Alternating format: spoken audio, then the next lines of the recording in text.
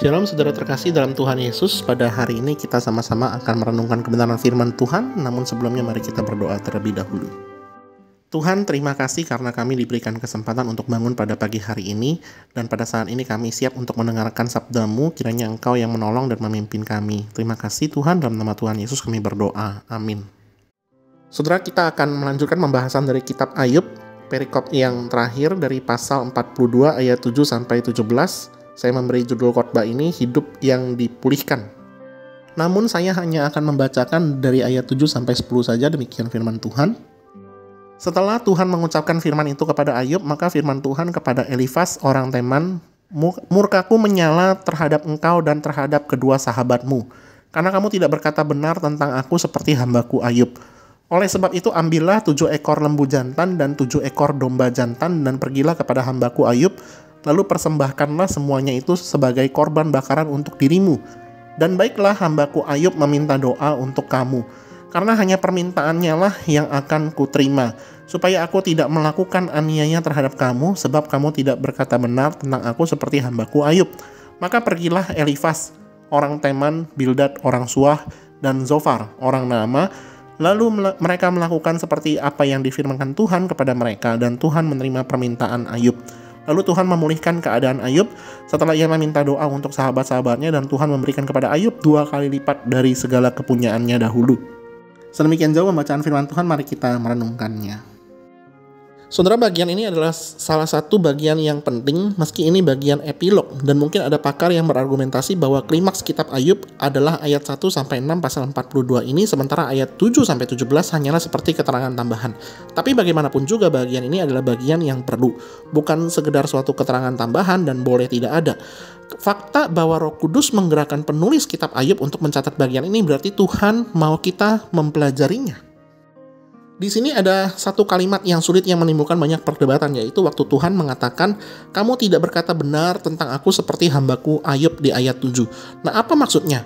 Ayub berkata benar tentang Tuhan, sedangkan sahabat-sahabatnya tidak berkata benar tentang Tuhan seperti Ayub. Apa artinya itu? Nah, saudara, tentunya bukan kita tidak tahu sama sekali cerita tentang Ayub ini. Setelah pembicaraan-pembicaraan yang panjang lebar, termasuk perkataan-perkataan Ayub yang tidak benar itu, kalimat-kalimat ratapannya yang seringkali merupakan teologinya yang ngawur.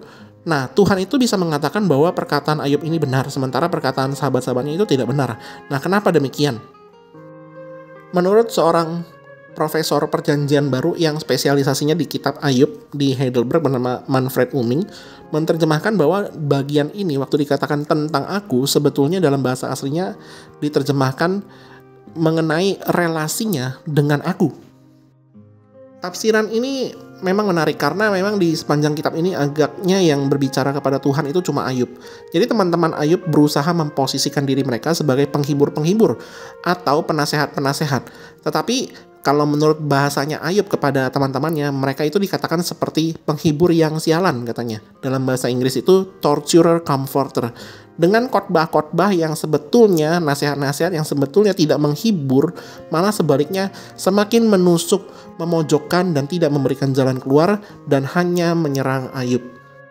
Tetapi memang kita melihat di ayat 2-6, Ayub juga memang sudah mencabut perkataannya dan dengan menyesal dia duduk di dalam debu.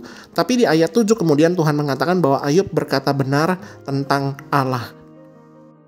Dalam hal ini kita perlu mempelajari bahwa kitab Ayub termasuk kitab puisi dan kitab hikmat. Dan di mana namanya kitab hikmat itu ada yang namanya Deuteronomistic Theology atau hukum retribusi atau hukum tabur tuai yang biasa kita kenal secara awam. Baik itu kitab Ayub, Esther, Rut, Pengkhotbah ataupun Amsal dan sebagainya, ada semacam polemik dengan hukum yang mengatakan bahwa Tuhan memimpin dunia ini dan menyatakan barang siapa salah atau berdosa akan dihukum, barang siapa benar akan diberkati. Nah, kesulitannya Ayub ini tidak merasa dirinya salah, tetapi karena dia menderita. Itu sebabnya teman-temannya mengatakan kalau menurut hukum tabur tuai, kamu pasti salah. Hidupmu malang begini, kamu pasti ada dosa. Sesederhana itu. Itulah perkataan teman-teman Ayub. Mereka berpendapat bahwa Tuhan memimpin dunia berdasarkan prinsip retributive justice atau keadilan yang dibalaskan. Tetapi kalau misalnya kita lihat, Ayub juga mengangkat isu keadilan ini. tapi tidak ada jawaban dari Tuhan. Pertanyaan itu diabaikan begitu saja oleh Tuhan dan Ayub harus memberhentikan pertanyaannya. Tidak bisa diteruskan lagi. Maka dia berkata, oleh sebab itu aku mencabut perkataanku dan dengan menyesal aku duduk dalam debu dan dengan abu. Dan dalam bagian itu isu tentang keadilan ini tidak dibereskan oleh Tuhan. Tapi kemudian di dalam bagian ini Tuhan mengatakan Ayub itu berkata benar. Berkata benar dalam hal apa? Jadi berkata benar ketika Ayub itu menyadari bahwa Tuhan itu tidak bisa didesak. Tuhan itu tidak bisa diperkarakan di dalam isu keadilan ini. Itulah yang benar dalam diri Ayub. Orang yang terus-menerus mempertanyakan keadilan Tuhan itu lebih mirip teman-temannya Ayub daripada Ayub yang bertobat. Memang Ayub sendiri tadinya juga seperti itu, ikut mempertanyakan. Nah, di dalam hal ini teman-teman Ayub maupun Ayub bertanya akan hal yang sama, mana keadilan Tuhan? Nah, teman-teman Ayub sendiri merasa tidak perlu bertanya lagi karena sudah tahu jawabannya. Menurut mereka Tuhan selalu adil, dan kenyataan bahwa Ayub menderita itu adalah karena Ayub fasik, dan itu sebabnya Ayub harus mengaku dosa. Tetapi Ayub tidak merasa begitu. Saya bukan orang fasik yang seperti kamu gambarkan. Lalu dia menuntut Allah menyatakan keadilan. Dia yakin sekali bahwa Allah membenarkan dan membela perkaranya. Nah, kenyataannya waktu Tuhan muncul, Tuhan tidak menjadi pembela Ayub. Sebaliknya dia mengajak Ayub berkeliling melihat ciptaan yang telah diciptakan olehnya. Di dalam hal ini, yang dimengerti oleh Ayub dan tidak dimengerti oleh sahabat-sahabatnya adalah bahwa Allah dinyatakan di dalam kitab suci tidak bisa dipaksa dan tidak bisa dikotakkan di dalam laci yang sempit, yaitu hukum tabur tuai itu. Tentu kita tidak mengatakan bahwa Ayub tidak ada salahnya sama sekali dan tidak perlu ditegur. Nah, kita sudah membahas di Ayub 42 ayat 1-6, kita tahu dia mencabut perkataannya dan menyesal. Dia duduk di dalam debu dan abu. Tuhan memang menegur Ayub. Menegur dalam hal apa? Menegur karena Ayub itu di dalam penderitaannya lebih fokus ke pertanyaan tentang keadilan Allah daripada melihat atau berusaha melihat kehadiran Allah, pekerjaan Allah di dalam kehidupannya. Ayub harus belajar bahwa dirinya cuma satu titik yang kecil saja di dalam alam semesta yang diciptakan Allah yang begitu luas itu, dan bahwa Tuhan itu memang memiliki urusan yang sangat banyak di dunia ini. Jadi Ayub itu kalau mau digambarkan memang Ayub itu hanya setitik debu saja. Tapi di sini Ayub sadar bahwa Tuhan berdaulat bukan hanya atas dirinya saja tapi juga atas alam semesta. Serta Tuhan tidak meninggalkan Ayub. Terkadang kita sebagai orang Kristen, terkadang kita hanya mengejar akan pemulihan daripada Tuhan, akan berkat yang daripada Tuhan saja. Tetapi kita tidak pernah mengejar yang namanya pengenalan akan Allah setiap harinya. Saudara, di sini kita diajarkan bahwa pemulihan yang sesungguhnya itu adalah relasi dengan Allah. Ketika Ayub berkata bahwa dia telah salah dan Tuhan adalah Tuhan yang benar, Ayub itu sadar dan Ayub belajar untuk tunduk dan tidak bertanya lagi kepada Allah dan tidak terus memaksa meminta jawaban. Tetapi Ayub rela melepaskan itu dan Ayub ingin mengejar satu hal, bahwa Ayub ingin mengenal Allah lebih lagi di dalam kehidupannya. Tapi kita juga harus melihat bahwa dalam momen ini Ayub pun bahkan tidak tahu bahwa Tuhan itu sedang memulihkan di dalam kehidupannya itu. Nah, katakanlah kekayaannya misalnya. Semua itu berjalan begitu saja, tapi Tuhan tidak bilang, "Hai Ayub, nanti ya kira-kira 3 tahun lagi kamu akan punya 14.000 ekor kambing domba dan 6.000 unta. Sabar aja, cuma beberapa tahun lagi." Nah, Tuhan tidak memberitahu hal itu. Bahwa Ayub itu dipulihkan oleh Tuhan, hal itu tidak diberitahukan kepadanya.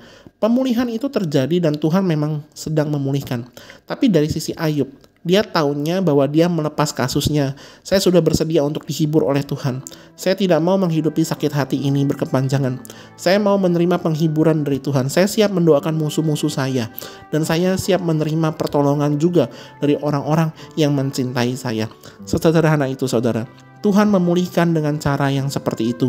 Bukan dengan cara membelah laut, lalu ada ribuan keping emas jatuh ke dalam rumahnya. Bukan itu ceritanya. Melainkan termasuk di dalam proses alamiah yang terjadi di dalam kehidupannya tersebut. Saya pun berharap di dalam kehidupan kita pun juga bisa mengalami kehidupan yang seperti Ayub, seperti Kristus. Karena kekristenan bukanlah terutama tentang pemulihan seperti di bagian akhir ini, tapi tentang bagaimana kita mendapatkan kepenuhan, pengenalan akan Kristus, bagaimana kita bisa berelasi dengan Tuhan, bagaimana kita bisa berkata-kata, berbicara kepada Allah, bagaimana kita bisa mengetahui apa yang Tuhan inginkan di dalam kehidupan kita, dan kita juga bisa dapat menghidupinya. Kalau kita siap, maka kita siap. Kalau hati kita luas waktu Tuhan memberkati kita tetap bisa menyalurkan hal itu. Tapi kalau seandainya hati kita sempit, kita tidak bisa mengampuni orang yang bersalah kepada kita. Untuk apa Tuhan memberkati kita? Nah, kiranya Tuhan menolong kita semua melalui perenungan firman Tuhan pada hari ini. Mari kita berdoa. Terima kasih Tuhan untuk firman-Mu yang menguatkan kami dan menghibur kami. Kiranya Tuhan yang terus menolong kami di dalam setiap proses pengudusan kehidupan kami, dan kiranya Tuhan juga memimpin di dalam langkah kehidupan kami satu hari ini. Terima kasih Tuhan, kiranya Tuhan yang mendengarkan doa kami, dalam nama Tuhan Yesus kami berdoa. Amin.